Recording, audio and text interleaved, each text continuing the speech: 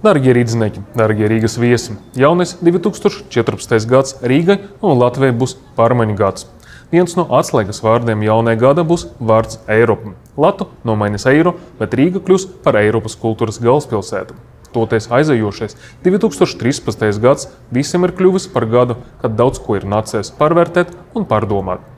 Aizejošajā gadam mēs esam piedzīvojuši lielāku traģēdiju Latvijas jaunu laiku vēsturē. Galvenie šīs katastrofas iemesli ir alkatība, bezatbildība un vienaldzība. Diemžēl ar šīm cilvēcisko nepilnību izpausmēm mēs sastopāmies tik bieži, ka nereti vienkārši pārstējam tam pievērst uzmanību. Dažkārt pat šķiet, ka sabiedrība ir izveidojusies sava veida imunitāte. Kā parādīja Zoltūdas traģēdija, imunitātes nav nevienam.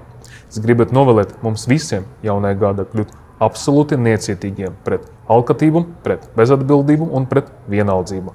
Visu mūsu rāda, draugu un mums tuvo cilvēku laba, Rīgas laba un Latvijas laba. Jaunais gads mums nesīs jaunu valūtu. Mēs atvadīsimies no mūsu lata un sāksim izmantot eiro. Mēs visi esam jau pārdzīvojuši nemazums reformu, un mēs visi sen esam pelnījuši, lai pārmaiņas nestu arī pozitīvus rezultātus. Tāpēc gribētu novēlēt, lai eiro ieviešana mums visiem nestu ekonomisku stabilitāti un labklājības pieaugumu. Jaunajā gada Rīga kopā ar mūsu partneriem un draugiem no Siguldas kļūs par Eiropas kultūras galvaspilsētu. Tāpēc pilsētai un visai valsti 2014. gads kļūs par unikālu gadu jaunam iespējām un perspektīvam. Svētku pasākumi sāksies jau 16. janvārī un turpināsies līdz pat 31. decembrim.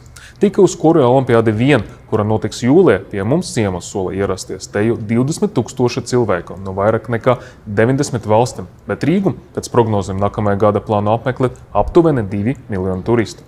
Neskatoties uz visam pārdzīvotiem krīzēm, mūsu pilsētai ir ar ko lepoties un ko parādīt saviem viesiem, un runa nav tikai par vēsturi un gadsimtu tradīcijām.